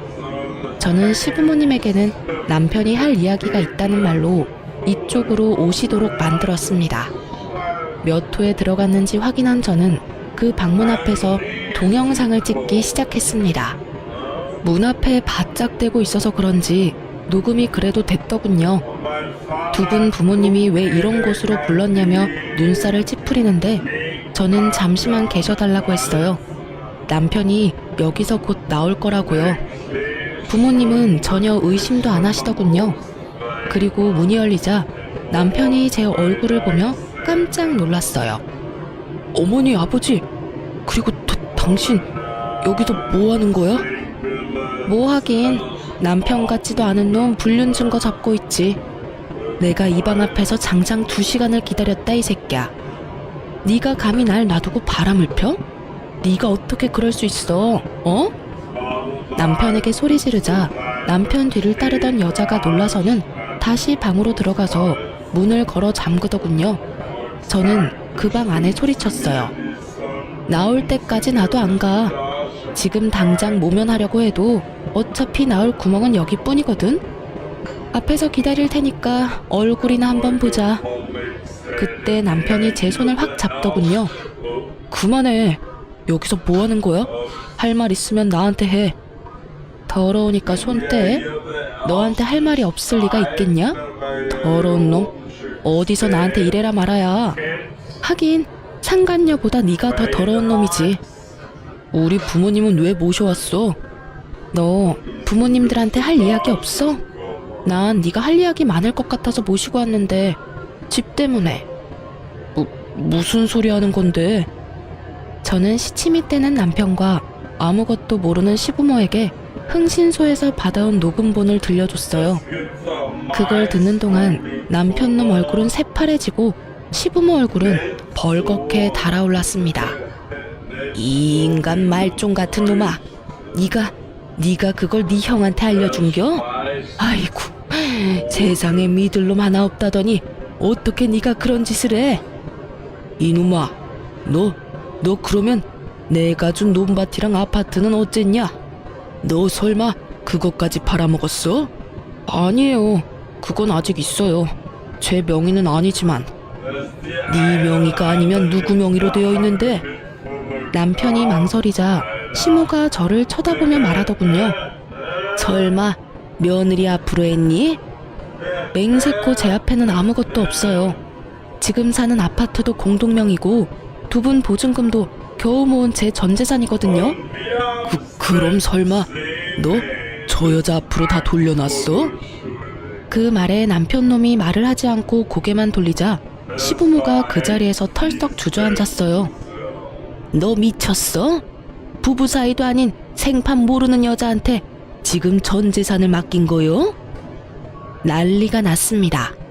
이런 난장판이 따로 없었어요. 저는 저대로 열이 폭발했고요. 이 미친놈이 돈을 그만큼 가지고 있었으면서 여태까지 나한테 빨대를 꽂았어? 네가 사람 새끼야? 지금 당장 우리 아빠한테서 가져간 돈 내놔. 아버지, 나 이 여자랑 이혼하고 명의 변경한 여자랑 결혼하면 그 재산 다시 가져올 수 있어. 그러니까 저 여자랑 이혼만 하면. 시부모의 얼굴에 희미한 희망이 돌아오더군요. 그렇지만 제게는 절망이었어요. 그리고 저 정신나간 헛소리를 듣고 있는 것도 더는 참을 수 없었어요. 그래서 소리를 꽥 질러버렸죠. 야, 이 정신나간 놈아, 누가 너랑 이혼 안 하겠대? 아랫돌이 아무한테나 휘두르고 다니는 너 같은 걸레하고 1초도 같이 있기 싫은 게 나야. 이혼을 이야기해도 내가 이야기해야지. 더러운 새끼. 네가 뭔데 나한테 이혼하자고 난리야? 그래, 해. 이혼. 근데 네가 가져간 돈은 다 내놓고 꺼져야지. 우리 아버지한테 빌려간 돈, 내가 내준 보증금, 위자료까지 싹 다 내놔. 돈 없어. 당신한테 주고 싶어도 이미 내 재산 다 넘어갔다고. 가져가고 싶으면 당신 맘대로 해. 난 없어. 실실 웃으며 돈 없다는 남편놈 보니 뒷목 잡고 넘어갈 것 같았어요. 저는 남편놈에게 소리쳤죠. 그래? 그럼 법적으로 해. 당신한테 소송 걸 테니까 아주 잘해봐. 저는 남편을 째려보며 이곳에 오기 전 상담차 들렀던 이혼 전문 변호사 사무실로 전화했습니다. 네, 이혼하려고 하는데 이 인간이 자기 재산을 상간녀 앞으로 다 돌렸다네요. 지금 있는 재산은 저랑 공동 명의로 가지고 있던 아파트인데 그거 처분 못하도록 할 수 있나요? 네, 그럼 그렇게 해주세요. 뭐 한 거야 당신? 신혼집 공동 명의, 명의자 바꿀까봐 못하도록 법원에 신청했어. 이거라도 있어야 너한테 뜯긴 내 돈이랑 위자료라도 건지겠지. 짐 다 싸서 내놨으니까 알아서 찾아가. 그리고 난 절대로 너희 둘 용서 안 해. 그렇게 말하고 돌아서던 저는 방 안에서 모든 걸 듣고 있을 상간녀에게 말했습니다. 상간녀야, 너 직업 좋더라. 내가 곧 그 직업 잘리도록 만들어줄게. 저는 그렇게 말하고 집으로 돌아왔어요. 큰 소리는 쳤는데 진짜 딱 죽고 싶었어요. 너무 비참하고 열받아서요. 왜 나한테 이런 일이 일어나나 싶고 세상 불행은 왜 저에게만 오나 싶었거든요. 그렇게 저는 남편과 상간녀에게 소송을 진행했어요. 아이러니하게도 상간녀 직업은 공무원이었거든요. 뒷조사 해주시던 분들이 여기 오기 직전에 알려줘서 상간녀에게 그렇게 큰 소리 쳤던 거고요. 공무원은 품위 유지를 위반하면 징계를 받잖아요. 그래서 불륜징계 처분을 받을 수 있도록 변호사와 이야기했어요. 그걸 이용해서 완전히 발 디디고 설 곳 없도록 만들기로 했어요. 남의 것을 빼앗을 때는 본인도 뺏길 수 있다고 생각하는 게 당연한 거 아닌가요? 그렇게 저는 남편과 이혼에 성공했어요. 공동명의였던 집도 온전히 제 명의로 바뀌었어요. 남편에게서 받을 재산이 그것뿐이라 위자료와 시부 보증금으로 받아야 할 돈들을 그걸로 가져온 거였어요. 그리고 시골에 얻어준 시댁 보증금은 빼버리려 했더니 계약 기간이 안 돼서 세입자를 새로 구해줘야 빼준다고 하더라고요. 그렇게 저희 신혼집은 제 명의가 됐어요. 그리고 상간녀 위자료 소송으로 받은 돈은 아버지께 드렸어요. 아버지는 남편놈 행동에 열이 뻗치셔서는 욕을 어찌나 하시는지 그거 달래느라 힘들었어요. 너 이대로 있을 거야? 그 망할 놈 좋은 일만 시키고 말이지. 결혼식 식대 내달라고 왔을 때부터 나는 꺼림칙했어. 천벌을 받을 놈 같으니라고. 감히 내 딸한테 이딴 짓을 저질러? 아빠, 걱정 마세요. 저도 절대로 이렇게는 못 끝내죠. 근데 쓰레기를 내 손으로 버리면 내 손이 더러워지잖아요. 이럴 때는 쓰레기로 쓰레기 처리하도록 만드는 법이 제일 좋아요. 제가 좋은 쓰레기를 하나 알거든요. 저는 아버지에게 그렇게 이야기하고 전 남편의 형에게 전화를 걸었습니다. 네, 안녕하세요. 저 당신 동생 와이프예요. 얼마 전에 이혼했거든요. 나한테 돈 달라고 전화한 거면 번지수 잘못 짚었어요. 나 돈 없거든. 그리고 동생이랑 남남이면 나랑도 남남인데 뭔 일로 전화를 했어요? 별일 아닌 거면 끊습니다. 급하시네요. 좋은 거 알려드리려고 전화했는데 당신 남동생한테 재산이 얼마나 있는지 모르죠? 걔는 벌써 내가 다 털어서 얼마 전에 연락했는데 개털이던데. 그럴 리가 있겠어요? 제가 문자로 땅, 아파트 한 채 주소 어딘지 보내드릴게요. 그거 당신 동생이 가지고 있던 재산이었거든요. 당신 부모님이 당신한테서 지키려고 동생 명의로 바꿔놓은 거예요. 그리고는 당신한테 들킬까봐 시댁에도 자주 못 오게 하고. 알고 계셨어요? 뭐? 그런 게 있었다고? 이야, 요거 간땡이가 부었네. 아, 근데 그거 명의 얼마 전에 바뀌었어요. 당신 동생이 만나던 여자 이름으로요. 뭐? 그쪽으로 바뀌면 어떻게 하기 힘든데? 괜찮아요. 두 사람 곧 재혼할 것 같은데 형님이 제주껏 재능 발휘하시면 될 것 같네요. 제가 굳이 손대고 싶은 마음은 없거든요. 아, 부부가 되면 가져오기 쉽지. 가서 한 판 휩쓸어주면 냅다 던져주거든. 근데 이렇게 알려주는 이유가 뭐요? 뭐긴요. 저를 이렇게 괴롭혔으니까 그 사람들도 괴로워봐야 하지 않겠어요? 그 녀석도 무서운 사람 건드렸네. 대신 부탁 하나 있어요. 재산 다 뺏고 나면 전화해서 그 사람들 어땠는지 이야기 좀 해주세요. 그러고는 전화를 뚝 끊었어요. 저는 앞으로 벌어질 일들을 기다리고 있었어요. 쓰레기 형님이 쓰레기 동생을 어떻게 처리하나 하고요. 그리고 며칠 뒤에 전화가 왔더군요. 이야기를 들어보니 아주 웃겼어요. 전 남편 놈은 자기들의 보금자리까지 찾아온 형에게 놀라 한바탕 뒤집어졌다고 해요. 그 와중에 형이 재산 내놓으라고 행패 부리며 안 내놓으면 여기저기 불륜 소식 다 알려버리겠다고, 그리고 이 아파트에 사는 사람이 모두 알도록 만들겠다고 협박했는데도 안 내놓더래요. 그래서 그 형님이 어쨌다는 줄 아세요?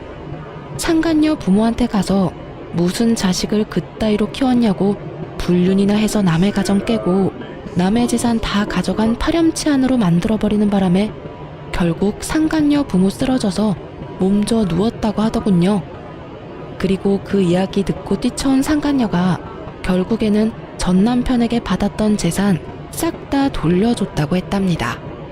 하긴 그렇게 애지중지 키운 딸년이 유부남이랑 붙어먹으며 불륜이나 저질렀다는 걸 알면 얼마나 충격받았겠어요. 이렇게 화려하게 제 복수를 대신해주니 분노와 화로 가득했던 가슴속을 시원하게 덜어낼 수 있었어요. 그런데 그러고 며칠쯤 지났을까요? 상간녀에게 연락이 왔더라고요. 사실 저는 전 남편과 만나기 싫어서 제 명의가 된 집도 팔려고 내놨고 애견 미용실도 다른 곳으로 이전하려고 생각 중이었거든요. 그놈 얼굴 보기 싫어서 그랬는데 뜬금없이 상간녀가 연락 오니 좀 의아했죠. 안 만나고 싶었지만 마지막이라는 생각으로 한번 만나주기로 하고 나갔어요. 약속을 하고 만난 곳에는 상간녀와 전 남편이 같이 있었어요. 두 사람이 왜 날 불렀나 싶었지만 제가 쫄릴 게 뭐가 있겠어요? 잘못한 건 두 사람인데. 그래서 당당하게 그 앞에 앉아서 물었죠.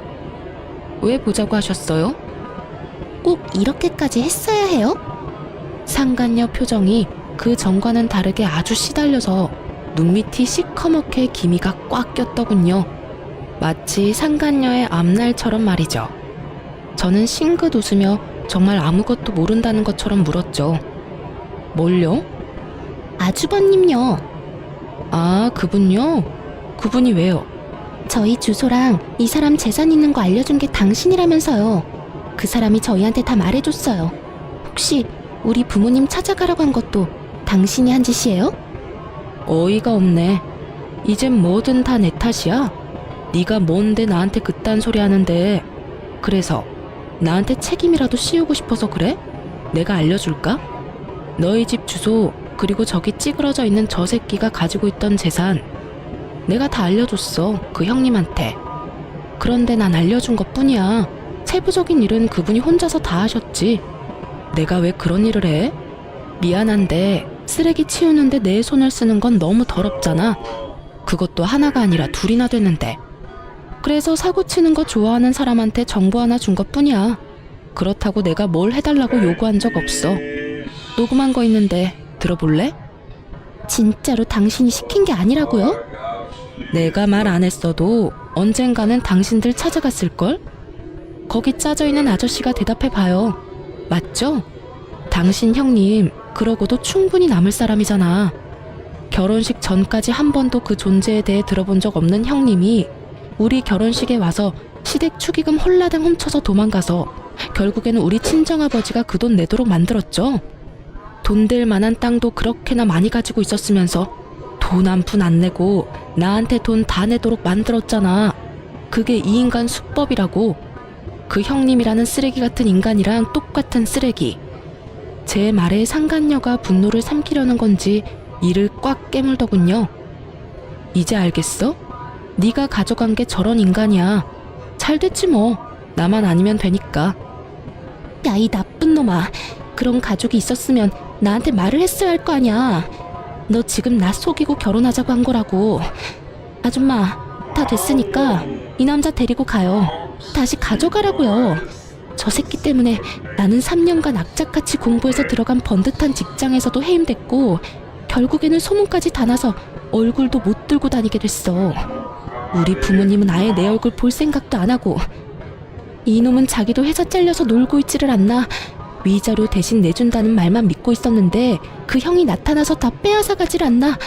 이게 도대체 무슨 일이냐고.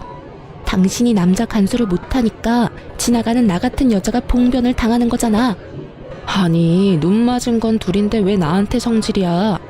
내가 이 썩을 인간한테 더 유감이 있긴 한데 너한테도 유감은 차고도 넘쳐. 어디서 유부남 노리고 만난 년이 감히 나한테 큰 소리야. 그리고 한 번 가져갔으면 반품 불가거든? 그럼 어떡하라고. 내 인생 완전히 망했는데. 나는 직장도 돈도 명예도 이젠 부모님도 잃었다고. 나한테 남은 건 하나도 없어. 네가 책임져. 이 정신 나간 놈아. 왜 그땐 형 하나 간수를 못해서 내 인생을 망쳐놔. 결국 상간녀의 화살은 전 남편에게 돌아갔고 그는 억울함 가득한 눈으로 상간녀에게 말하더군요. 우리 사랑하는 사이였잖아. 너도 좋다고 했으면서 이제 와서 이딴 소리 하냐고. 언제는 내가 뭐라도 다 좋다며. 사랑이 밥 먹여줘? 직장 잃고 나한테 빌붙으려는 거 내가 모를 줄 알아? 내 인생 돌려놔 이 나쁜 놈아. 전 남편 멱살을 붙잡고 소리치는 상간녀에게 제가 웃으면서 말해줬어요. 네 인생 망친 건 너야. 불륜 아니었으면 그 아주버님이라는 작자하고 다시 만나지도 않았을 테지. 그래도 나한테는 상간녀야. 네가 은인이다. 결국 상간녀는 열받아서 나가버렸고 전 남편 놈은 저와 상간녀 사이에서 말도 없이 우물쭈물거리다가 뒤늦게 상간녀 뒤를 쫓아갔더군요. 그 뒤에 전화 오는 거 다 연락 무시했더니 그 다음에는 장문의 문자를 보냈더라고요.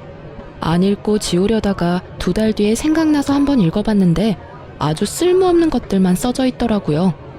미안하다, 다시 돌아가고 싶다, 뭐 이런. 정말 하등 쓸모없는 후회로 가득한 말? 괜히 읽어서 제 기분만 잡쳤어요. 결국 여기서도 저기서도 버림받은 전 남편은 빈털터리에 집도 없이 결국 시골 시댁으로 내려가 보증금 2,000짜리 시댁에 들어갔다고 하더군요. 그런데 자기들 재산 다 말아먹은 시부모가 그런 아들을 집에 곱게 들였겠어요? 등짝을 때리고 책임지라고 고함을 지르고서야 겨우 용서를 받아 들어갔다고 하더라고요. 그 작은 집을 어떻게든 아주버님 손에서 지키려고 전전긍긍하며 살고 있다는 이야기를 듣고 한바탕 웃었네요. 이래서 쓰레기는 쓰레기로 처리하는 게 깔끔한 것 같아요. 나쁜 짓 하고 시골까지 쫓겨나갔으니 반성은 좀 했을까 모르겠네요. 인생 통틀어 최악의 쓰레기를 천벌받게 만든 제 사연. 여러분은 어떻게 생각하실까 모르겠네요. 지금까지 제 사연 들어주셔서 감사합니다. 좋은 하루 되세요.